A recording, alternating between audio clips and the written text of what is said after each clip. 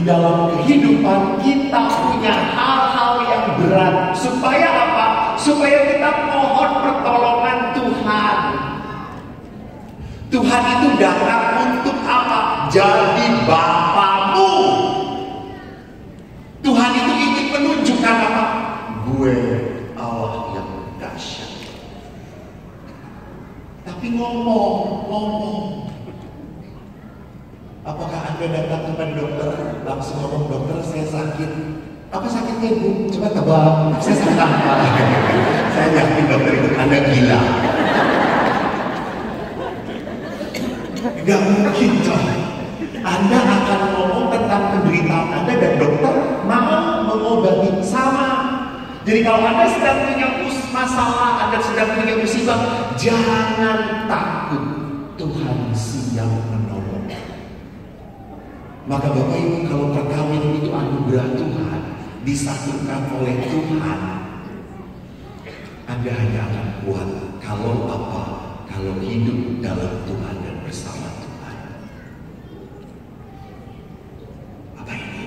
Ada cerita lucu. Eko yang di depan ini bodoh. Saya ranking 35 dan jumlah murid 36. Waktu kecil, kakak ayah saya tanya, kalau jadi besar mau jadi apa? Saya ngomong, saya mau jadi pastor. Bapak saya tidak bangga. Tidak mungkin, kamu bodoh. Jadi pastor itu harus pintar. Kamu bodoh, paling-paling kamu jadi poster. Dan Eko jengkel, karena ayah selalu mengatakan, kamu ini kok kalau ditanya lama menjawabnya, otakmu tuh didengkul. Dan ayah selalu mengatakan, otakmu didengkul. Karena kalau saya ditanya lambat jawabnya, kadang-kadang salah. Waktu saya dikatakan kamu bodoh, kamu nggak bisa jadi pastor, saya akhirnya jengkel. Saya berkata, biarin, nanti kalau sudah jadi pastor, saya khusus untuk orang-orang bodoh. Dan Tuhan mendengarkan doa saya. Bapak Ibu, saya tidak mengatakan Anda bodoh. Yang bodoh itu panitia. Dan saya ingat waktu di seminar, saya kan ingat otak saya didengkul. Saya kalau mengerti orang guru menjelaskan gak ngerti.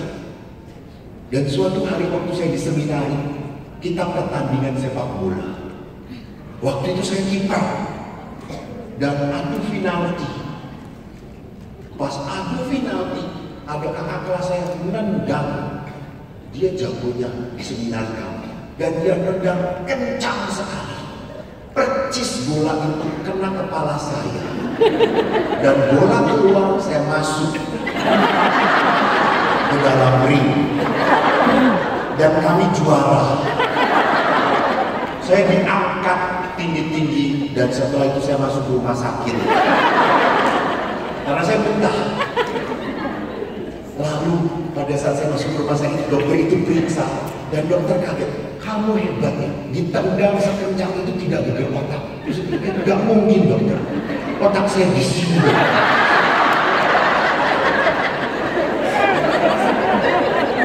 Maka saya kalau naik motor, helm murah, pelindung lutut.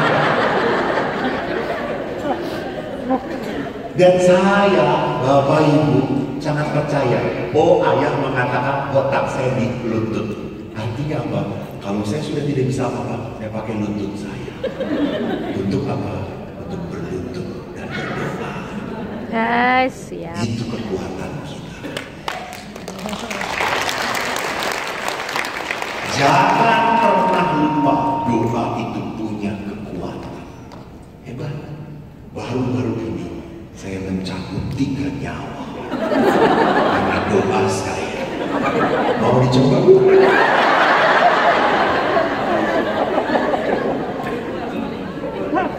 Semua pastor mendoakan gak mati-mati. Saya datang, Oma, sudahlah capek, berserah, yuk. Kasihan Oma menderita terlalu berat, jangan berkepanjangan. Yuk kita berdoa. Tuhan, saya berserah. Yesus, Yesus. 3 hari kemudian, Yesus datang kepada dia. Saya percaya, kita punya kekuatan doa. Maka ibu-ibu, kalau suami pergi kerja, berikan tanda salib pada suami ibu. Pak, yang eling ya, kamu punya suami, punya istri. Beri tanda salib. Dan suami-suami juga, saya pernah kaget. Ada seorang suami, suatu saat kami itu jajan dengan para suami. Saya sudah paling takut kalau dengan jajan dengan para suami. Mereka nggak punya duit, karena duit dikuasai oleh istri.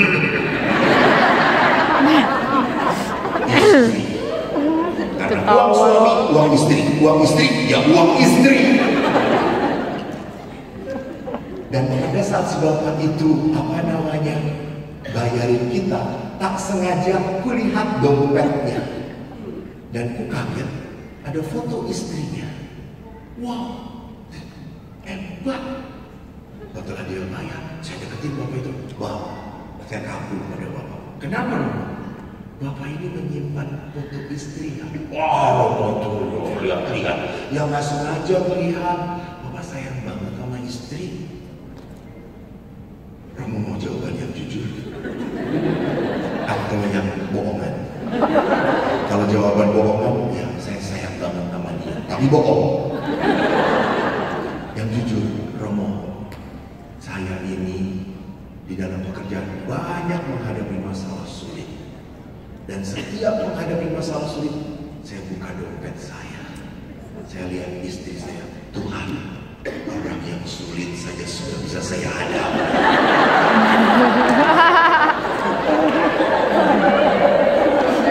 Apalagi masalah seperti ini tidak akan seberat dia.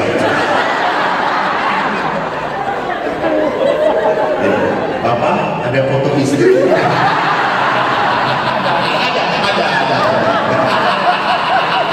Kelihatan masalah Bapak sulit terulang. Tenang Pak, mari kita doakan. Jadi saudara, percaya doa itu selalu menjadi kekuatan. Yang kedua adalah apa? Bapak Paulus bagus mengatakan tidak ada keluarga yang sempurna. Kita tidak punya orang tua yang sempurna, dan kita sendiri tidak menikah dengan orang yang sempurna, dan kita tidak punya anak-anak yang sempurna. Kita punya keluhan satu sama lain, kita kecewa satu sama lain. Oleh karena itu, tidak ada pernikahan yang sehat dan keluarga yang kuat tanpa apa? Pengampunan. Dan orang yang paling sulit saya ampuni adalah orang yang saya sayang mengkhianati saya. Betul atau tidak? Paling berat diampuni. Karena saya sudah begitu sayang, saya sudah begitu percaya. Maka Bapak Ibu, apa kata Ibu Teresa? People ask me what advice I have for a married couple. Anda ngerti nggak ya? Kelihatan error.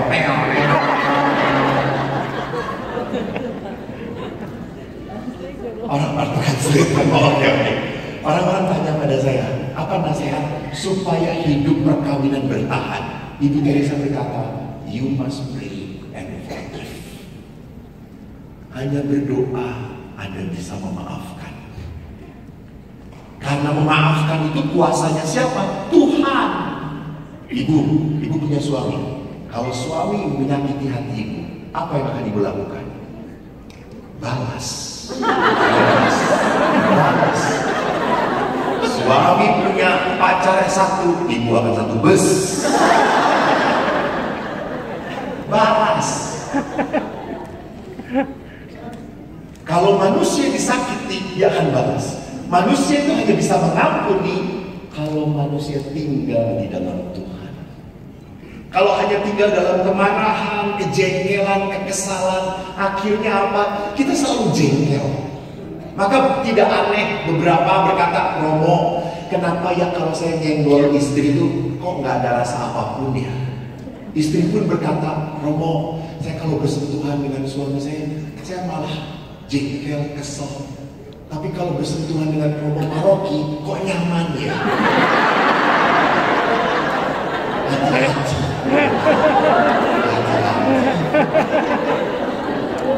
Karena konon katanya suami istri makin lama hidup makin mirip wajahnya. Lihat saja, lihat, makin mirip. Tapi masalahnya adalah kalau istri makin mirip pastor paroki,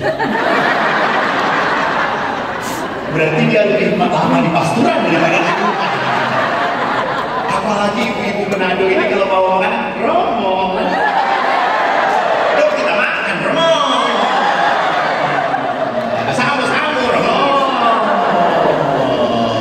Kita makan harus pakai ember, kita makan enak-enak.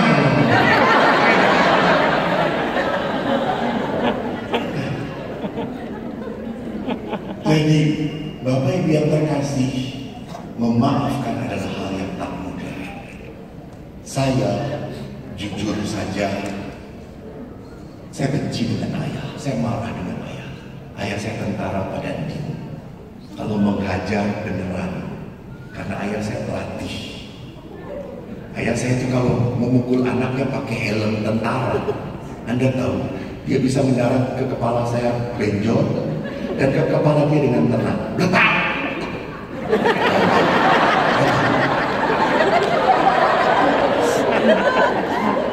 Dahsyat ya. Saya opel, Anda tahu opel sudah pernah merasakan. Sepatu Lars ini sudah menghajar. Dan saya merasa saya jadi disayang oleh ayah. Ayah sangat sayang dengan 3 anak. Saya 4 bersaudara, 2 laki 2 perempuan. Adik saya yang perempuan tidak pernah disakiti sama ayah. Karena ayah berkata, nah, nggak pernah boleh menyakiti perempuan. Saya tidak pernah melihat ibu dipukul oleh ayah, nggak pernah. Nggak ada itu. Ibu dibeli nggak pernah. 2 adik perempuan nggak pernah disakiti. 1 adik saya laki-laki nggak pernah disakiti karena apa? Dia pintar. Dia kebanggaan ayah dan dia nurut kepada ayah. Akhirnya objek penderitanya siapa? Saya. Saya. Jadi kalau marah, saya lagi yang salah. Ayah pernah negur adik saya, dia dimarahin. Coba dimarahin begitu. Saya nongol. Kenapa yang ini juga sama? Ya Allah.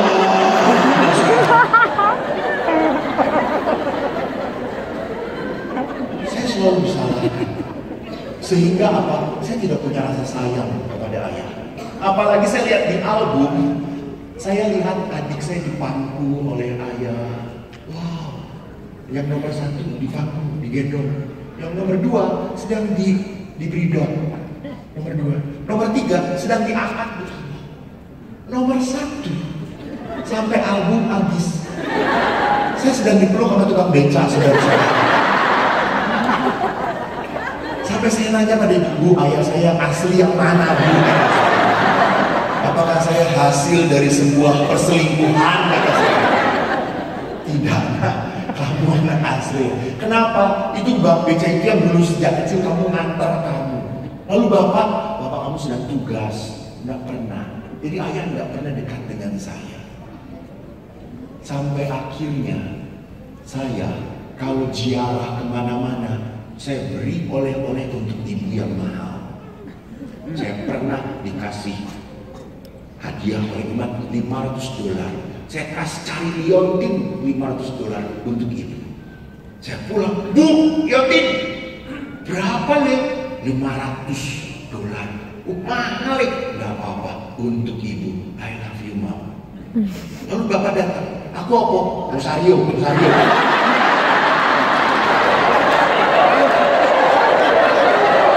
Lalu ayah tanya, berapa? $1.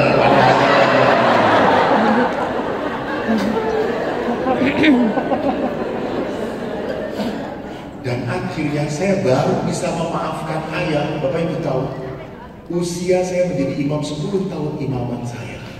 Dan sekarang 27 tahun imaman. 10 tahun imaman, saya baru bisa memaafkan ayah. Waktu itu, ayah saya tuh aktif prodiakon, lektor, Legio Maria, tata laksana. Cuma kurang satu, ditahbiskan. Dan ayah itu sangat taat kepada romo, sangat taat. Saya pernah waktu kecil kalau misa, kita selalu duduk di depan. Ayah mau duduk di depan. Dan pastor itu khotbah, tidak aku mengerti. Sampai saya berkata, nanti gue gantiin.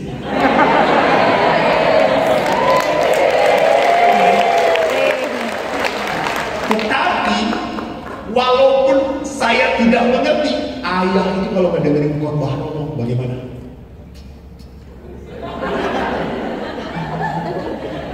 Saya kagum, keren, ngerti gitu. Setelah bisa saya tanya, Pak, Bapak itu apakah ngerti romo ngomong apa? Dia jawab, ya orang. Lalu kenapa manggut-manggut begini, Pak? Sopan sama romo, sopan. Setelah itu gue mau jadi romo supaya ayah sopan nama saya. Maka suatu saat setelah saya pulang 10 tahun saya sekolah di Filipina, 10 tahun setelah saya retret, dosen saya mengatakan kamu harus memberi maaf ayah. Wah, saya susah. Akhirnya saya telepon, ya ibu, pada saat ibu masih ada, adik-adik, yuk kita retret. Ibu dan adik-adik saya, yuk kita retret. Saya telepon ayah, ya retret. Aduh udah bisa, saya sibuk ini. Lalu saya romo, retret. Lalu baik romo, kalau tentara harus diatur oleh pangkat yang lebih tinggi.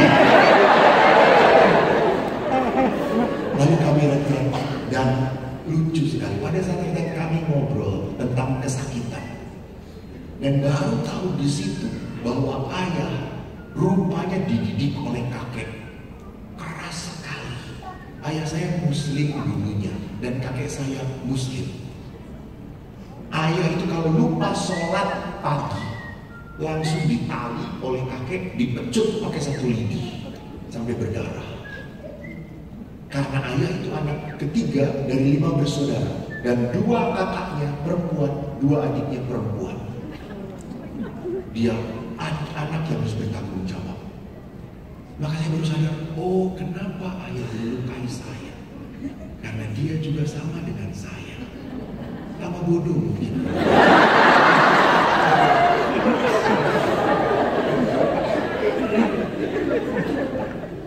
Lalu kami memaafkan. Dan pada saat itu, saya akhirnya berkata, ayah, boleh saya memeluk kamu? Dan ayah, oh boleh. Saya peluk, saya diam. Dan ayah diam. Lalu ayah berkata, ini pelukan yang paling indah. Dan setelah itu, saya kagum pada ayah. Hebat. Jadi apa? Pengampunan itu tidak akan pernah melupakan sakit. Tapi pengampunan membangun jembatan, membuat saya bisa ngobrol lagi. Dan akhirnya saya bangga dengan ayah. Saya bangga. 8 tahun ibu sakit, ayah nunggu ibu. Saya pernah godain ibu waktu di ICU. Ibu saya masuk ICU 2 kali. ICU terakhir 12 tahun lalu. Ibu saya tanya, Bu, nanti kalau masuk surga, ibu jangan cari ayah. Menikah dengan yang lebih putih, orang Manado. Orang Jawa irang-irang. Nanti jadinya kayak gini. Dan apa? Jawab ibu, orang, aku boleh bapakmu. Bapakmu itu apik. Bapakmu baik. Ibu tidak pernah menyesal. Wow. Dan pada saat ibu meninggal di depan kami. Pada saat kami rosario. Dan waktu meninggal, ayah berkata apa? Saya bahagia, ibu kamu sudah tidak sakit lagi. Sekarang saya yang sakit. Karena saya kehilangan orang yang saya sayang. You see? Saya kagum, wow, hebat ayah. Maka setelah saya berdamai dengan Dan ayah minta nasihat pada saya. Dan saya berkata, yang tinggal 5. Oh, kamu sekarang udah diurapi Tuhan. Terus jadinya apa? Yo pinter. Siti, kata dia itu sedikit. Itu ayah. Kemarin ayah akhirnya setelah ayah sekarang usianya hampir 79. Lalu dia berkata, kok saya tuli, ompong. Terus saya beli alat bantu dengar. Mahal kok. Berapa? 18 juta. Buang. Ayah punya duit? Ya iya ada. Saya sudah nabung. Terus saya sudah belikan. Ya sudah kok. Tadinya saya pikir cuma 9 juta kok. Emang kalau 9 juta kenapa? Ya saya beli gigi palsu supaya ini bisa mendengar, makan juga jadi enak. Oh terus? Ya sudah. Gigi tetap ompong. Lalu kan saya kasihan, ya sudah Pak, ayo Eko traktir, Eko belikan gigi palsu, tapi yang second ya Pak. Terus Bapak tanya, emang ada yang second? Ada, bekas orang mati kan yang dibawa kita cari Pak. Lalu ayah berkata, kamu itu dulu saya lukai, sekarang melukai ya. Tapi enggak, saya kasih amplop. Nih Pak, beli. Kan saya kasih amplop banyak. Banyak kok, Sultan. Mulai dari mana kok? Kolektor.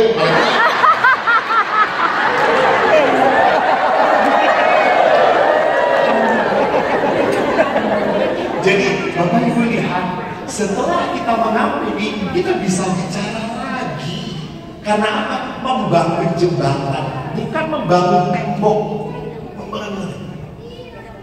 Maka lihat doa itu tiap hari kau harus berapa kali harus mengampuni di dalam kitab suci. Haleluya, kamu sekarang pinter. Yes. 70 kali 7 kali. Artinya apa? Tanpa batas. Tanpa batas. Dan itu berat kalau Anda sendirian. Tidak mungkin tanpa Tuhan. Saya harus berdoa, Tuhan kuatkan supaya saya bisa memaafkan ayah. Kalau tidak ada bantuan Tuhan, tidak bisa.